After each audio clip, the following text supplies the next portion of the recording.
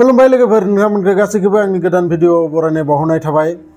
दिनै जा जाथायखौ लानानै आं भिडिअ बानायदों, नोंथांमोनाबो खोनानानै आसरित मोनगोन बा मुगैनाय मोनगोन। दिनैनि दिनावबो दाबायदिनि सानावबो सोरबा सुबुंफोरा इमान गाज्रि स्वभाबनि जानो हागौ, इमान गाज्रि खामानि मावनो हागौ होननानै। आरो बे गासै जाथाया मध्य प्रदेशनि रेवा होननाय थाइसे जायगानि। आरो बे जाथाया दासान्दि नोंथांमोना सानब्रै सिगांल' जालांनाय जाथाय निउसाव नुदों जानो हागौ, नाथाय वेबसाइटफोराव नोंथांमोना बे जाथायखौ दाबो सार्च खालामबाथाय मोनगोन।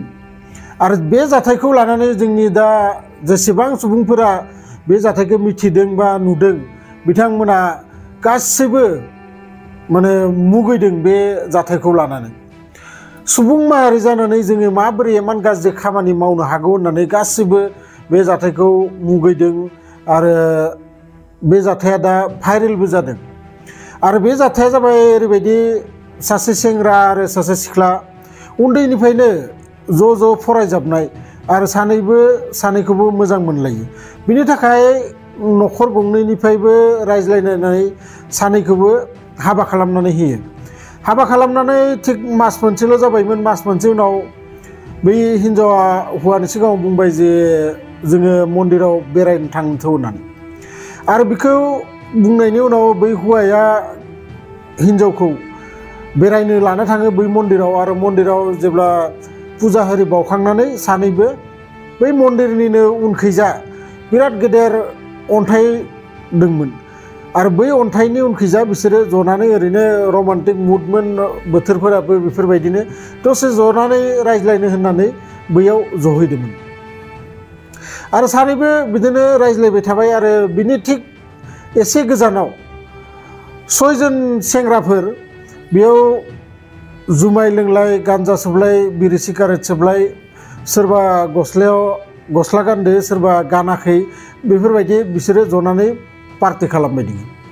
आरो बै हौवा हिन्जाव सानैबो बै अन्थाइ जिङाव जनानै सानैबो रायज्लायबाय थानायसै। नाथाय दसे उनाव बै 6 जन सेंग्राया बै जायगानिफ्राय उथिना फैनानै जेबो सोङालासिनो हौवाखौ उल्था फाल्था खनब्रै खनबा सोबानानै बिनि उनाव बिनि हिन्जावखौ गाज्रि बाथ्रा रायज्लायो, बेजों लोगोसे आखाइबो सुयो। आरो बेखौ नुनानै हौवाया बिसोरखौ माना खालामो जे बेफोरबायदि खालामनाङा बा जोंनि दाया मा। आरो जेसेबां हौवाया माबाफोर बुङो एसेबांनो बिखौ सोबायो, बुयो। आरो उनाव बिखौ बै खाथियावनो थानाय दंफां फांसेयाव खाथाबनानै दोनो। आरो बिनि सिगाङावनो बै हिन्जावखौ बिसोरो लोगो नांनानै जिनाहारि खालामो। गतिके नोंथांमोना साननानै नाय, दिनै माबायदि जुग, बेसेबां लेखा फरानि जुग, बेसेबां डेभेलपनि जुग होननानै जोङो जोंनि इन्डियाखौ जोङो गौरब खालामो जे जोंनि इन्डियायाबो गोबां डेभेलप जाबाय, जोंनि इन्डियायाबो गोबां माने उन्नत जाबाय। लेखा फराय जाथो बा साइन्टिफिकेलि जाथो बा डक्टरफोरैनो जाथो, जेरैखि जाया जोंनि इन्डिया गोबां डेभेलप जाबाय। नाथाय बै हिन्जावफोरनि सेफटिया बोरो? दासिमबो जोंनि हिन्जावफोरा सेफटि मोनाखै। आरो जाबायदि खुलाय गिदिंनो मोननांगौमोन बेफोरबायदि दाबो हिन्जावफोरा गिदिंनो मोना। मास मोननै सिगां नोंथांमोना मिथिगौ, कलकातायाव इमान गेदेर मोनसे जाथाय जालांदो, उत्तराखन्डआव बिराद गेदेर जाथाय जालांदो, जोंनि आसामाव नगावआव बिराद गेदेर जाथाय जालांदो। बेफोरखौ नोंथांमोना निउसाव मोन्दों। आरो दा बेफोर निउसा मोनै जोंनि हुदाया ओरैबायदि जालांबाय, बेफोरथ' नर्मेल केस। आरो बिनि उनाव बिखौ गावसोर 6 जना अहा जासे बेयाव बै हिन्जावजों बेफोरबायदि खालामनानै बिनि उनाव बिसोरो फन खालामनानै आरोबाव 3 सेंग्रा लेंहरबावो। नाथाय 3बो थाङामोन, 2 सेंग्रा थांनानै बिसोरबो बिजों बै हौवानि सिगाङावनो बेफोरबायदि खालामनानै बिनि उनाव जेरैखि जाया बिसोरो बै हौवा हिन्जाव सानैबो बिनिफ्राय खारखुमानो हायो।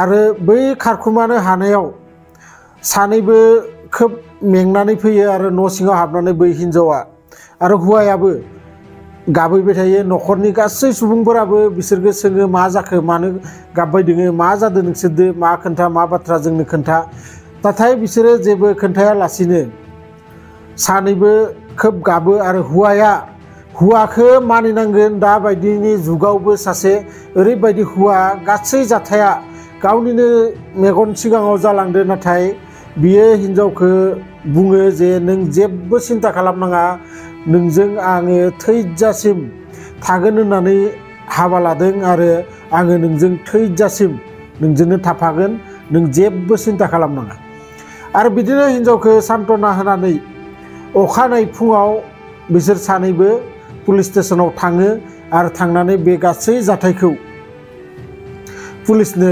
खोन्थाहैयो नाथाय बै समाव बेयाव गेदेर गेदेर मिनिस्टारफोर फैनो लागामोन जि जायगायाव बे जाथाया जादों आरो बिनि थाखायनो पुलिसफोरा बारा गुरुत्व होआखैमोन नाथाय बे जाथायखौ जेब्ला ससियेल मिडियानि थ्रुयै मिथिनो मोनो अब्ला बे गासै जाथायखौ गेदेर गेदेर पुलिस अफिसारफोरा बेयाव इनभल्भ जायो आरो लोगो लोगो बै सेंग्राफोरखौ गासैखौबो एरेस्ट खालामजोबो दा बे केसा सोलिगासिनो दोङो दिनैसो सानब्रै जाबाय नोंथांमोना मिथिगौ जोंनि इन्डियायाव केसफोरा बेसेबां गोबाव जायो माबा मोनसे बिनि रिजाल्ट मोननो थाखाय आरो बे जाथायाबो जोबोद गिनो गोनां जोबोद माने साननो गोनां जाथाय हौवा थाफानायावबो हिनजावफोरा आजिखालि जुगाव सेफ नङै बायदि गतिके नोंथांमोनखौ साबधान थाथों होननानै बे भिडिअखौ बानायबाय जायखिजाया भिडिअखौ मोजां मोनोबाथाय लाइक शेयार कमेन्ट खालाम आरो लोगोसे जायफोरा गोदानै आंनि चेनेलाव फैदो चेनेलखौ साबस्क्राइब खालामना लाबानो जाबाय मानोना आं बेफोरबायदि भिडिअ नोंथांमोननि थाखाय